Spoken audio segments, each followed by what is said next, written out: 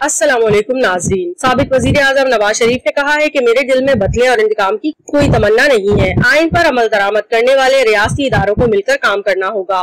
नवाज शरीफ हफ्ते को 4 साल की खुद साख्ता जिलावतनी खत्म करने के बाद मीनार पाकिस्तान ग्राउंड पर जलसे से खिताब कर रहे थे। अपने खिताब में उन्होंने मजीद कहा कि मेरी दुआ है कि अल्लाह कभी मेरे दिल में इंतकाम का जज्बा ना लेकर आना। मैं इस कौम की खिदमत करना चाहता हूँ जो मैंने पहले भी की है। उन्होंने कहा कि मेरी तमन्ना यही है कि मेरी कौम के लोग खुशहाल हो जाएं, इनके घरों में खुशियां आ जाएं, इनके घरों में खुशहाली आ जाए, इनके घरों में रोशनियों के चिराग जले, उनको रोजगार मिले, उनको एक बाइज्जत पाकिस्तानी बनने का मौका मिले। नवाज शरीफ चाहता है कि बेरोजगारी ना हो, गुर्बत ना हो, बीमारी ना हो, जहालत ना हो।